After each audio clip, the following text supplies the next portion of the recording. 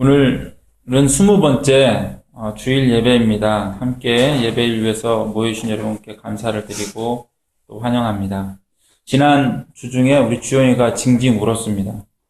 사실 가끔 있는 일인데요. 일주일에 한두 번씩이 아니라 서너 번씩 아니면 다섯 번씩 있을 일인데 우리 주영이가 받아쓰기 공부를 준비하기 싫다고 시험을 봐야 되는데 내일 싫다고 그래가지고 우리 집사람이 한 번 더 쓰라고 했는데 싫다고 징징거려서 혼나고, 그래서 혼나고 난 후에 또 공부를 했는데 공부를 하고 시험을 봤는데 40점이 나왔어요. 30점이 나왔답니다. 그래서 엄마가 주영이한테 틀린 것만 더 써라 그랬는데 또 싫다고 징징 물었습니다. 결국은 썼는데요.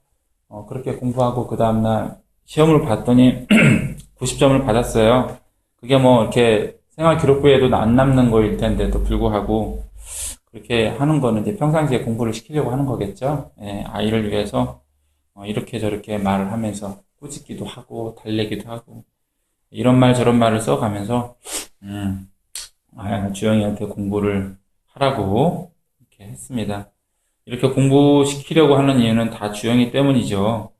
예, 공부 잘해서 인생에 도움이 되라고 하는 이야기인데, 좀 앞으로는 좀 안 그랬으면 좋겠다는 생각이 들어요. 좀 이렇게 아이가 좀 알아서 했으면 좋겠는데, 아이들이 사실 우리도 그랬지 않습니까? 알아서 안 하죠. 혼나야지 좀 이렇게 하고, 혼나봐야 다 하죠. 학교에서 똥도 싸는 걸 알았어. 예. 학교에서 똥을 쌌습니다. 자, 오늘 말씀에도 나와 있는 내용이기도 하고요. 또 성경 곳곳에서 하나님께서 심판하신다는 말씀을 여러 번 하셨습니다. 기록되어 있습니다. 그런데 이 하나님께서 심판하신다는 말씀을 읽으면 무섭죠. 그 내용이 그냥 한 대 맞는다는 게 아니고 패망한다, 멸망한다 라는 말씀들이 많이 나옵니다. 그런데 오늘 13절 말씀에서 하나님이 스스로 두려워하며 무서워할 자로 삼으라 라고 말씀하고 계십니다. 하나님은 사람들이 하나님 그분을 두려워하기를 원하시는 건가 하는 생각이 들 정도입니다. 하나님이 폭군일까요? 왜 하나님께서 이런 이야기를 하셨는지 우리가 알아야 될 것 같습니다. 오늘 말씀 이사야 8장인데요. 그 앞에 있는 7장을 보면 유다의 멸망을 하나님이 예고하셨습니다. 물론 이방 나라들에 대한 멸망도 하나님께서 이야기하고 계십니다.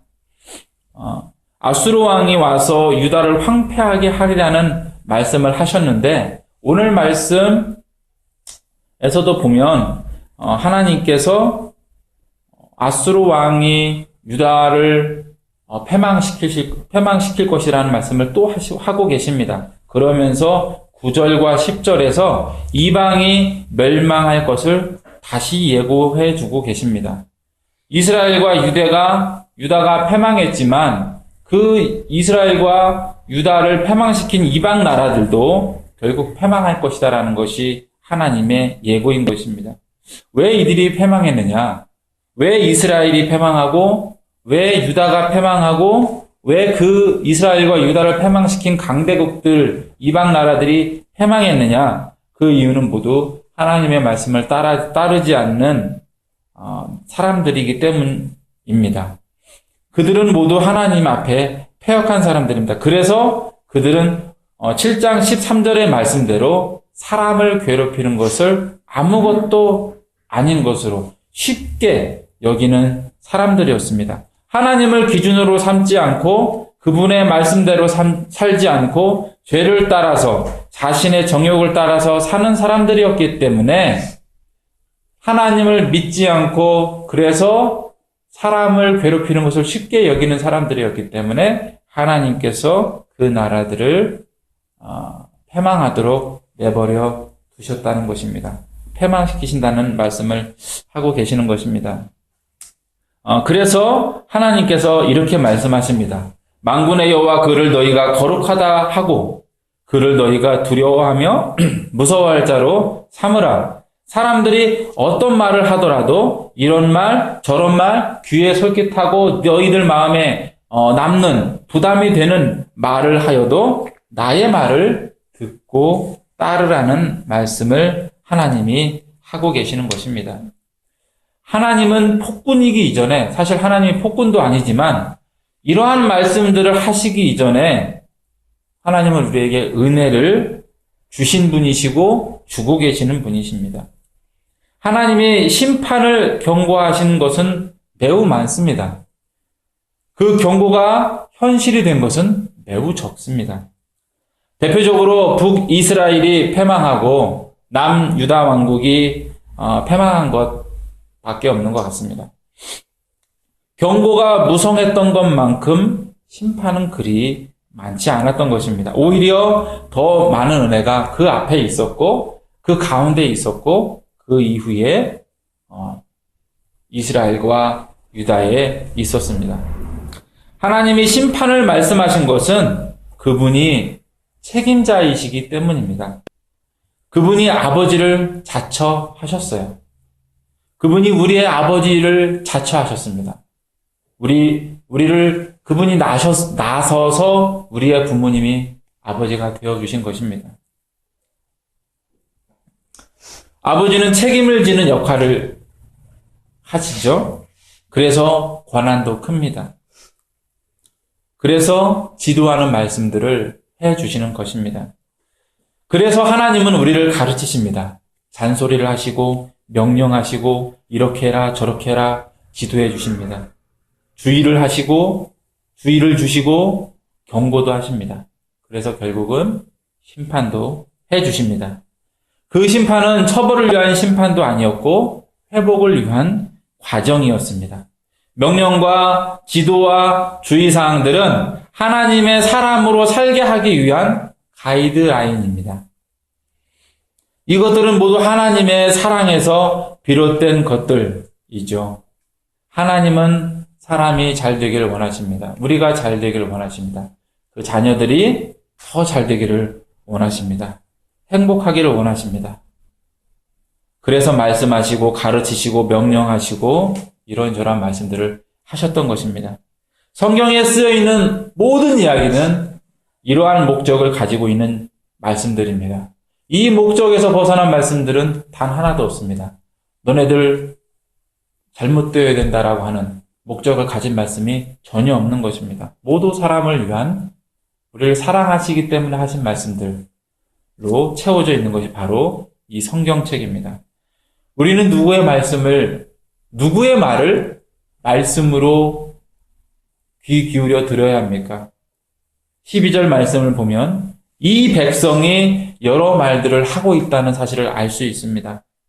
그런데 하나님은 그들이 반역자에 대해서 말을 하든 어떤 말을 하여든 그들의 말에 귀를 기울이지 말고 따르지 말라고 말씀하십니다.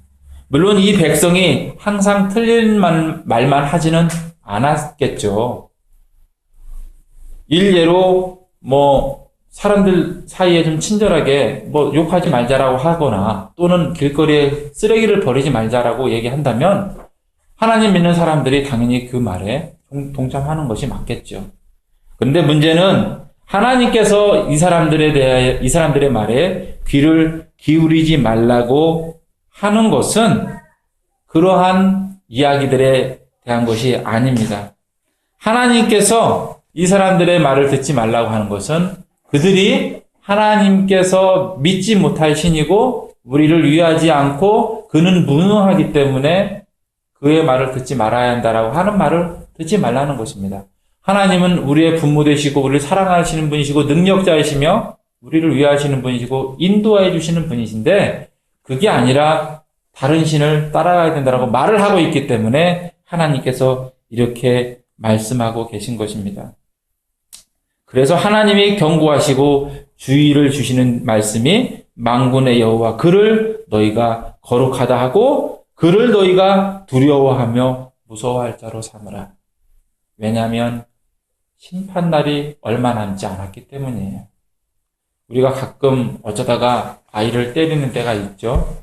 그 전에 경고를 하지 않습니까? 때리기 전에 경고를 합니다.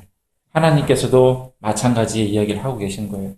하나님께서 너네는 나를 두려워해야 돼 라고 폭군처럼 말씀하시는 것이 아니라 지금 너네들이 위험하다. 너네들이 위험하다는 사실을 알려주고 계신 것입니다. 이 백성들이 하나님을 믿는 사람들을 향하여서 하나님을 믿어서는 안 된다는 말을 하고 있을 때에 우리는 그들의 말에 동참해서는 안 됩니다. 그들이 이사할 때는 손 없는 나를 찾아서 해야 된다고 말을 할 수 있으나 우리는 하나님 안에서 우리는 상관이 없기에 아무 때나 오히려 저렴하게만 할 수 있다면 비 안 맞고만 할 수 있다면 좋다라고 우리는 하겠죠. 우리는 누구의 말을 들어야 되고 누구를 따라가야 되는지 우리의 기준이 누구이며 어떤 말씀인지 분명히 알고 있어야 되고 기억하고 있어야 됩니다. 성도는 하나님께 드릴 것이 무엇인지 알고 있어야 되고 하나님께 드릴 것을 우리는 드려야 합니다.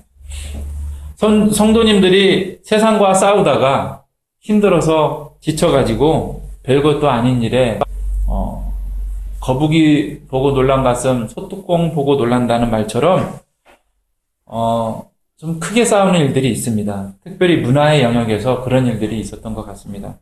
돌아보면 별것도 아닌 일인데 물론 그것이 전혀 아무것도 아닌 일은 아니었죠. 알고 단지 주의하면 되는 일을 마치 세상이 종말할 것처럼 멸망할 것처럼 크게 난리법석을 쳤던 일들이 기독교 안에 있었던 것 같습니다.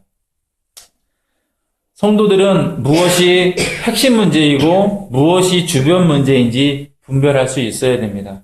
무엇이 하나님과 우리의 믿음에 대한 문제인지 무엇이 사회와 문화적 문제인지 구분해낼 수 있어야 됩니다.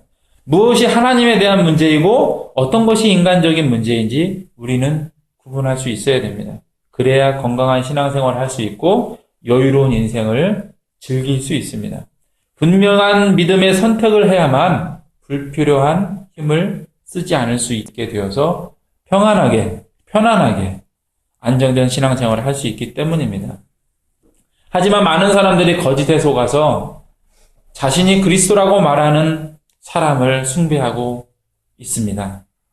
건강하다고 하는 교회 안에서도 불필요한 열심을 내라고 하여서 성도님들이 힘들어하고 있습니다. 그리고 그것을 목사들이 맞다고 가르치고 있죠. 우리는 하나님이 어떤 분이고 그분의 뜻이 무엇인지 기억해야 합니다. 반드시 분명하게 알고 있어야 됩니다. 오락가락하면 내가 고생합니다. 우리가 잘 살기 위해서 알아야 하고 분명히 알아야 합니다. 그분이 우리를 책임지시는 아버지시고 그분이 우리의 시작이시며 우리의 마침이 되시기 때문입니다. 그래서 그분이 우리의 기준이 되는 분이십니다. 그래서 우리가 그분의 말씀과 뜻을 따라가야 합니다. 그래서 우리는 그분을 배우고 그분의 말씀을 듣고 기억해야 합니다. 우리가 잘 살기 위해서, 우리가 행복하기 위해서 그분의 뜻 가운데 거해야 합니다. 하나님께서 그들을 두려워하지 말라고 말씀하시고 단지 만군의 여호와 하나님을 거룩하다 하고 그분을 두려워하고 무서워하라고 말씀하신 것은 대단히 슬프고 애통해야 할 말씀입니다. 더 슬픈 것은 이 말씀이 현재도 여전히 적용된다는 사실입니다. 하나님께서 듣지 말라고 한 이 백성은 다름 아닌 이사야와 같은 백성, 바로 유다 백성들입니다. 하나님을 믿는다 하는 백성, 하나님의 말씀을 지킨다 하는 백성, 하나님께 제물을 바치고 있는 백성들이었습니다. 이 유다 백성의 모습이 현재 교회 안에서 보이고 있습니다. 하나님을 잘 믿는다고 주장하고 있지만 사람을 사랑하지 않는 모습에서 그 믿음이 거짓이라는 사실이 드러나고 있습니다. 우리가 기준을 하나님으로 삼아야 합니다. 그래서 말씀대로 사는 사람들이 늘어나야 되고 말씀을 듣는 일들이 늘어나야 됩니다. 하나님을 믿는 사람들은 하나님의 말씀을 들어야 합니다. 부끄러운 것들을 잘라내야 합니다. 말씀을 따라가야 합니다. 우리 중에 누구도 스승은 없습니다. 성부 하나님, 성자 하나님, 성령 하나님 외에는 성삼위일체 하나님 외에는 우리에게 스승이 되시는 분은 없습니다. 교회 안에서 세움을 받은 목사, 전도사, 교사 직분을 가진 사람들도 하나님께 배워서 그것들을 성도님들과 또 세상에 나눠주는 역할을 하는 사람들입니다. 교회 안에서 가르치는 사람들은 스승들이 아니라 들은 것들을 전달해주는 일꾼들인 것입니다. 설교자는 창작자가 아닙니다. 창작자 그리고 본류는 오직 하나님 뿐이십니다. 그래서 예수님이 너희는 랍비라 칭함을 받지 말라. 너희 선생은 하나요? 너희는 다 형제니라 라는 말씀을 하신 것입니다. 그럼에도 불구하고 우리는 목사, 전도사와 같은 사역자들을 존중을 해줍니다. 교사로, 스승으로 존중을 해줍니다. 그것이 나쁘다고 말할 수는 없죠. 우리는 서로 존중하고 서로를 스스로 각자가 겸손해야 하기 때문입니다. 다만 그들 안에 하나님께서 계시고 그들 뒤에 하나님이 계시다는 사실을 우리가 기억해야 합니다. 그래서 우리가 서로 사랑하고 서로 겸손한 가운데 하나님의 힘으로 서로 섬기며 사랑하는 공동체가 되어야 합니다. 또 예수님은 땅에 있는 자를 아버지라 하지 말라. 너희의 아버지는 참 한 분이시니 곧 하늘에 계신 이시니라. 또한 지도자라 칭함을 받지 말라. 너희의 지도자는 한 분이시니 곧 그리스도시니라는 말씀을 이어서 하셨습니다. 마찬가지죠. 우리 교회 안에서 각각의 역할을 맡아서 하고 있지만 이스라엘의 대제사장들 중에 참 대제사장이 전혀 없었던 것처럼 오직 참 대제사장은 예수님 뿐이었던 것처럼 우리는 다만 하나님의 손과 발이 되어서 하나님의 뜻을 나타내는 역할에 불과하다는 사실을 기억해야 합니다. 우리가 서로를 존중하고 스스로를 겸손한 가운데 두어야 하는 이유입니다. 우리는 하나님 안에서 그분의 말씀을 받고 그분의 뜻을 서로에게 나누고 또 세상에 전달하는 사람들입니다. 우리는 이것이 고맙고 감사합니다. 오직 하나님만이 참 스승이시고 참 아버지이시고 참 지도자이십니다.